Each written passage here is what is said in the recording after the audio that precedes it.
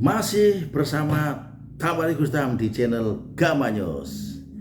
Semakin ramai kasus tentang desakan yang 8 poin terhadap Pak Prabowo.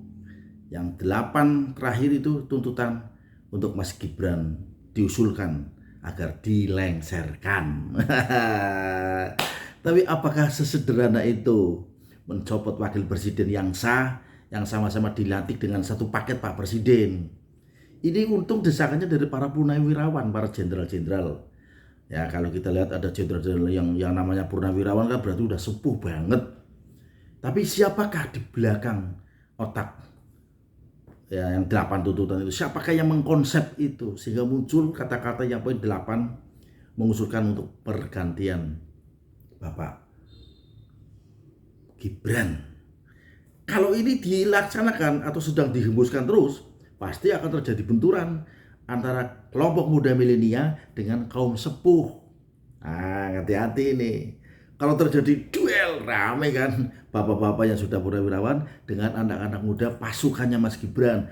Bolone Mas, bro. Nah, bolone Masnya kan banyak sahabat.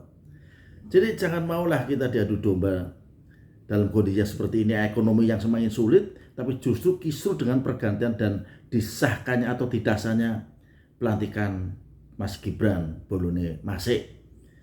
Ini satu paket loh. Terus apakah mau? Mekanismenya bagaimana? Ya, bahkan Ketua MPR tidak akan mengabulkan tuntutan mereka pemakzulan.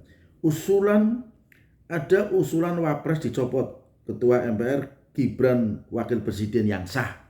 Ini yang ngomong Ketua MPR Pak Ahmad Muzani. Sebagaimana ini yang dari kelompok mohon maaf sekali lagi bapak-bapak yang sudah terhormat, yang sudah sepuh, kok masih merecoki seperti itu? Pasti ada pembisik yang salah. Nah, pembisik-pembisiknya itu yang ngeri kan, harus waspada nih. Mohon maaf yang terhormat para purnawira jenderal, panjenengan itu bapak-bapak saya, pemikirannya cerdas, sangat jenius. Tapi akankah dibenturkan dan kaum milenial? Cucu-cucu kita, kalau seumuran Mas Gibran itu cucunya yang terhormat bapak para purnawirawan itu, apa iya dengan segelintir orang yang tidak puas dengan hasil Pilpres kemarin kemudian ngompor-ngompor yang muncul 8 tuntutan yang disampaikan Pak Presiden. Tapi untung Pak Wiranto menyampaikan bahwa kekuasaan Presiden bukan tidak terbatas, sangat terbatas.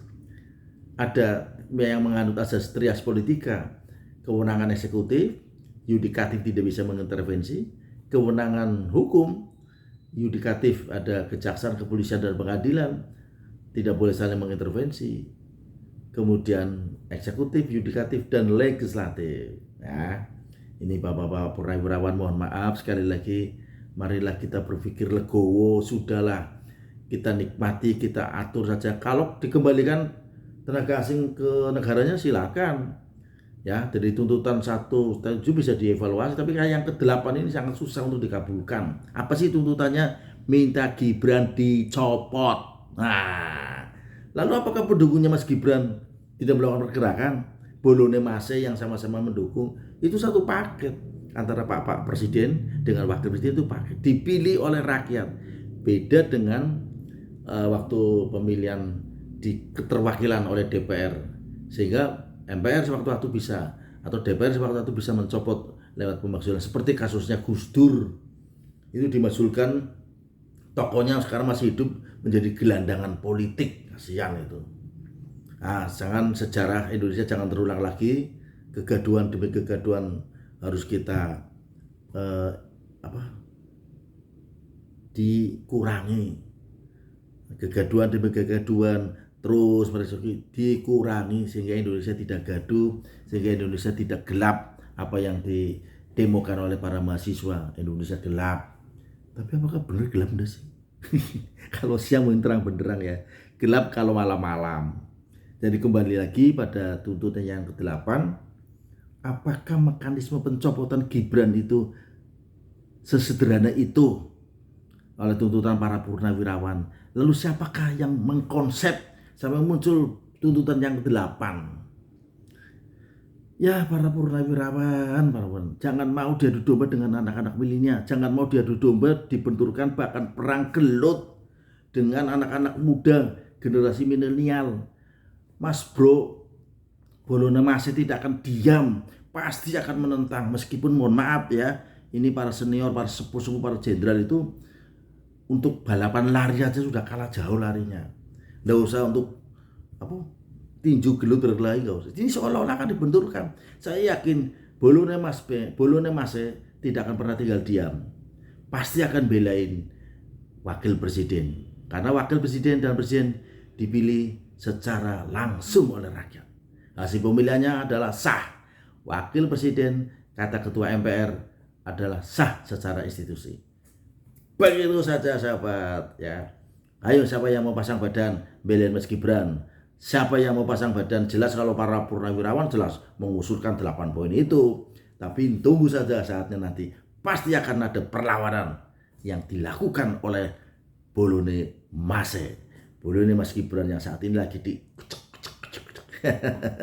Itu saja sahabat, semakin menarik permainan di Indonesia ini, semakin menarik demokrasi di Indonesia. Tapi orang mikir, ekonomi lagi sulit, pajak-pajak melambung tinggi, nelayan kayak lehernya ditekek, mati sungkan, hidup segan, pajak dan pajak. Mestinya mengusulkan pajak, pengurangan pajak, jangan menurunkan. Mas Gibrannya dong, para warawan yang cerdas dong. Mohon maaf, bagaimana cara mengurangi, bagaimana kepentingan rakyat nelayan diutamakan, bagaimana pajak-pajak nelayan bisa dikurangi. Ini saya setuju. Kalau tuntutannya akan menurunkan next year Pak Gibran, pasti anak-anak muda bro pasti akan belain Mas Gibran. Itu salam sehat, selamat untuk Indonesia sejahtera.